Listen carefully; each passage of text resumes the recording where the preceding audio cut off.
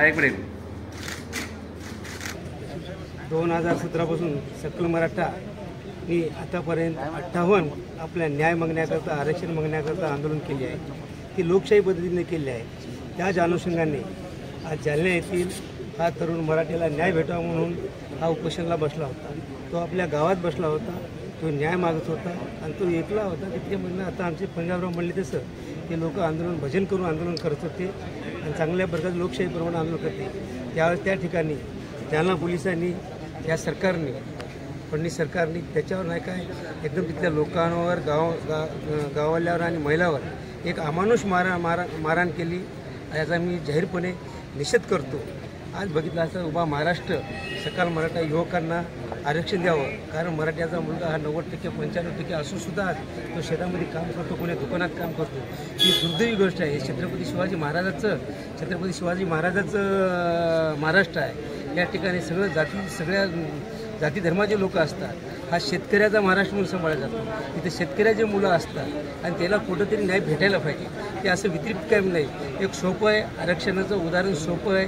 भारत राज्य घटनेमध्ये 50% जास्त आरक्षण देता येत नाही हे सगळं माहीत आहे. पण बघितलं असताना पंजाब असो, हरियाणा असो, तेलंगणा असो या तुमचं तामिळनाडू असो, त्या धर्तीवरसुद्धा 50ची बाउंड्री ओलांडलेली आहे. आपण संविधानानं जे आरक्षण दिलं त्याची 50% बाउंड्री आपण ओढलेली आहे. त्यानं तर ओढलेली ते तर 75% गेले, 68% गेले, 60% आपण सुद्धा 52% दिलं आहे. त्या धर्तीवर कुठेतरी मराठी युवकांना आरक्षण भेटलं पाहिजे, जेणेकरून त्याच्याला न्याय भेटला पाहिजे. ही रास्त मागणी आहे. आता गल्ली ते दिल्ली सरकार एकच आहे.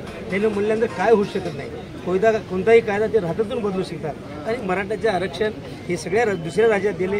तशी राष्ट्रमध्ये किती दिवस आंदोलन करण्याचे, किती लोकांना बलिदान करायला लावणारा कुठंतरी व्हायला पाहिजे. आता मी सांगतो, पक्षाचा म्हणून सांगत नाही मी, आपल्या जिल्ह्याचे पालकमंत्री अशोकराव चव्हाण त्यांनी उपसभा याच्या कमिटीचे अध्यक्ष होते. त्यानं वारंवार 30 कोर्टात मागणी केली, पण या विरोधकांनी ती मागणी त्याची खडून टाकली. काहीतरी चुकीचं गालबोटं. आम्ही चव्हाणसाहेब म्हणले वा तुम्ही याची हारतुरे घ्या, पण मराठीला न्याय द्या, मराठीच्या युवकांना न्याय द्या, आरक्षण द्या, अशी मागणी त्याने राष्ट्रपणे मागितली. आता मी सांगतो, आता गल्ली ते दिल्ली सरकार आहे. त्या सरकारने मराठ्याला न्याय द्यावा, त्याचे बेनिफिट त्यानेच खावं, पण मराठ्याच्या मुलाला न्याय देणं हे महत्त्वाचं आहे.